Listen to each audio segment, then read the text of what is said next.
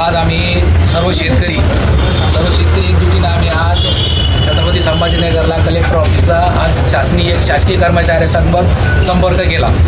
आमच्यावर जे आम्हाला न विचारात घेऊन ज्या नोटिसी काढून त्यांनी शेतकऱ्याची दिशाभूल केली त्या संदर्भात आज त्यांच्यासोबत चर्चा झालेली आहे. त्यांना आम्ही एक स्पष्ट मत सांगितलेलं आहे की आमचे जे भूमिपुत्र आहे त्या भूमिपुत्राच्या नावावर जेवढी जमीन असेल त्याप्रमाणे त्यांची हरकत नोंदवा आणि त्यांनाच विश्वासात घेऊन तुम्ही पुढची कारवाई करा.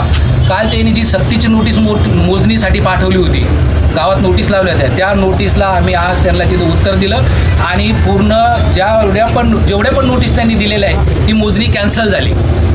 त्यांना सांगितलं का आता तुम्ही दुसरी नोटीस काढा, त्या तारखेपासून 30 दिवस लोकांना हरकत नोंदणी करण्यासाठी वेळ द्या. कारण तुम्ही असे व्हॉट्सअपला फेसबुकला नोटीस टाकून हे काम होणार नाही. ही प्रत्येक शेतकऱ्याच्या हातात द्या आणि शेतकरी आता नोटीस घ्यायला तयार आहे आणि आमची हरकत ते ऐकून घेतात. तर त्याच्यामुळं आम्ही MIDCला जमीन देण्याचा विषयच येत नाही. 70% लोक आमचे स्थानिक भूमिपुत्र आहे, जे इन्व्हेस्टर आहे त्यांना विश्वासात घेणार नाही कारण ते इन्व्हेस्टसाठी पैसे त्यांनी जमिनी घेतलेला आहे. तर त्यामुळे आमचा 100% विरोध MIDCला आहे. सर तुम्हाला असं वाटतं का म्हणजे सरकारचं आहे हम करे जो कायदा आणि दादागिरी नाही? अगोदर त्यांनी जे व्हॉट्सअपला आणि पेपरच्या माध्यमातून प्रसार माध्यमातून आम्हाला ज्या नोटीस टाकल्या त्याला नक्कीच हुकुमशाही म्हणता येईल, त्याला हुकुमशाही म्हणता येईल. पण पूर्व सूचना दिलेली नाही. जर ग्रामसेवकने तलाठीने जर आमच्या गावात येऊन प्रत्येक शेतकऱ्याची नोटीस देऊन जर ओशी घेतली तर ती कायद्याप्रमाणे आम्ही नोटीस मानणार.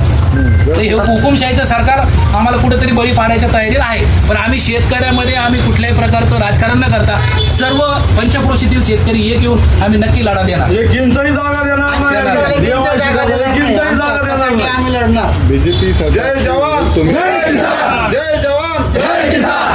बीजेपी सरकारच्या विरुद्ध तुम्ही मोर्चा काढणार का? नाही, आम्ही कुठल्याही सरकारच्या विरोधात मोर्चा काढणार नाही. बीजेपी नाही, राष्ट्रवादी नाही, काँग्रेस याच्यामध्ये राजकीय पक्षाच्या विरोधात आम्ही कुठेही जाणार नाही. आम्ही न्यायालयीन लढाई कायद्याच्या तरतुदीत बसूनच करणार आहे. पण हे सगळं जे कारभार आहे ते मुख्यमंत्रीच्या आदेशाच्या विना कसा होणार आहे? मुख्यमंत्रीचा आदेश झाला असेल ना याच्यामध्ये? नाही, याच्यामध्ये मुख्यमंत्र्याचा आदेश आमच्यापर्यंत आलेला नाही. शासनापर्यंत आला असेल तर त्याची आम्हाला पूर्वकल्पना नाही. म्हणणं आहे मुख्यमंत्रीचं बोलण्यावरच पूर्ण झालेलं आहे ना, मग तुम्ही विरोध का नाही करतात? कशासाठी ते नोटीस पाठवलं विनाकारण? नाही तर मग आज आम्ही साहेबांशी तेच बोललो ना, ते विरोध करण्यासाठीच आम्ही आज जमा झालो. तर त्यांनी सांगितलं की ते म्हणजे चुकीमुळे ते व्हॉट्सअपला आलं, गोपनीय होतं पण त्याचं कुठेतरी लिकेज झाल्यामुळे ते व्हॉट्सअपला गेलं. त्यांनी आज एक्सेप्ट केलेलं आहे आणि आता लिगली नोटीस ते पाठवणार. 17 सप्टेंबरला मुख्यमंत्री इथे येणार आहे मुख्य संग्राम दिवसमध्ये. तुम्ही काय निवेदन वगैरे त्यांना नाही, आम्ही मुख्यमंत्र्याला प्रत्यक्षात भेटणार आहे. मुख्यमंत्र्याला प्रत्यक्षात भेटून प्रत्येक गावाचे शेतकरी मुख्यमंत्र्याला विनंती करणार आहे की आमच्या सुजलम सुफलम ज्या जमिनी आहेत त्या तुम्ही अधिग्रहण करू नका. जिकडे खडकाळ जमिनी असेल ज्या क्षेत्रात ज्या तालुक्यामध्ये तुम्ही MIDC तिकडे घेऊन जा. ओके. आपलं पुन्हा नाव नाही? माझं नाव अनिल नारायणराव चौधरी, खोडेगाव. मी एक प्रगतशील शेतकरी आणि सर्व शेतकऱ्यांच्या या DMIC प्रकल्पाला 100% शेतकरी एकजुटीचा शेतकरी एकजुटीचा DMIC प्रकल्पाला एक इंचही जमीन DMIC प्रकल्पाला एक इंचही जमीन देणार नाही. चुटकी मी तुमने बोलते. सर आज काय म्हणणार सर? आज 6 गावचे लोक एकदम अत्यंत शेतकरी संभाजीनगर तालुक्यामध्ये जे जमीन अधिग्रहणाचा शासनाने जो घाट घातलेला आहे आणि भूसंपादन अधिकारी आपले बंगाळे साहेब यांना ती जबाबदारी दिलेली आहे. शेतकऱ्याची एकदा जमीन गेली तर पुन्हा त्याला तेवढी जमीन पुनर्स्थापित करता येत नाही आणि आज जमिनीचे प्रचंड भाव वाढलेले असताना आमचं म्हणणं असं आहे की एकतर आम्हाला जमीन द्यायची नाही कारण जेवढे प्रोजेक्ट आमच्या लोकांच्या जमिनीवर झाले त्या प्रोजेक्टवाल्यांना कधीच काही फायदा झाला नाही. मुलं आमच्या नोकऱ्याला लागलेली, आम्हाला 20% जमीन देण्याच्या संबंधानं जी भूमिका आहे म्हणजे शासन निर्णय आणि कायदा असताना सुद्धा या सरकारनं कधी आमची 20% जमीन आम्हाला 20% जमीन दिली नाही परत आणि म्हणून आमचा शेतकऱ्याचा प्रचंड विरोध आहे.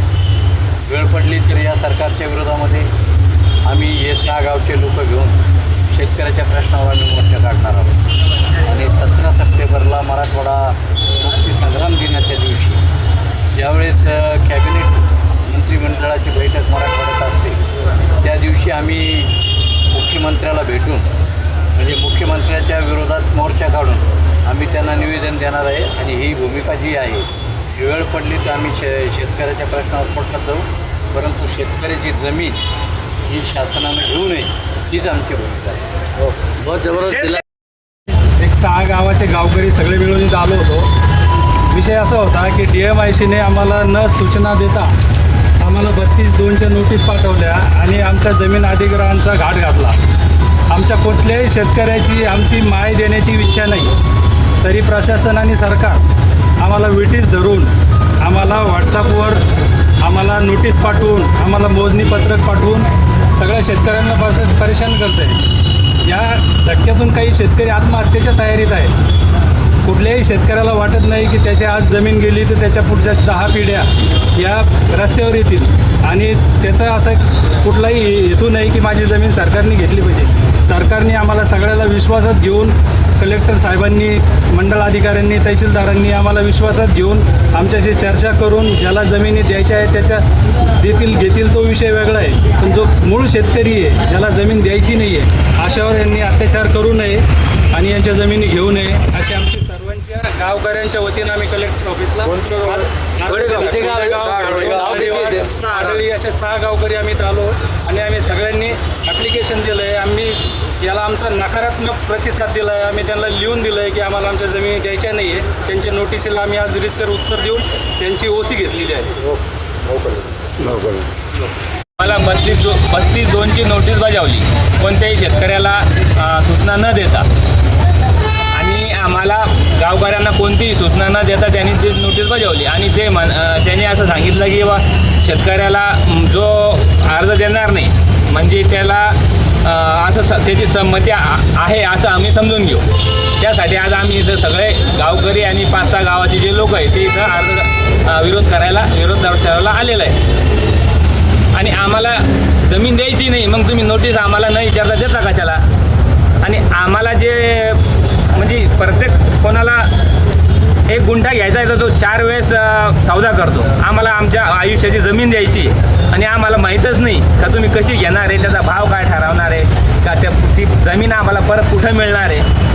आम्हाला कोणतीही सूचना न देता त्यांनी नोटीस बजावली आणि 20 तारखेला लगेच मोजणी करणार म्हणजे हे काही उद्या लगेच मोजणी करणार म्हणजे आम्हाला शेतकरी भरमीत झाले ना. नेमकं चाललंय काय शासनाचं काय चाललंय? उस्मान अब्दुल शेख, गाडीवाट.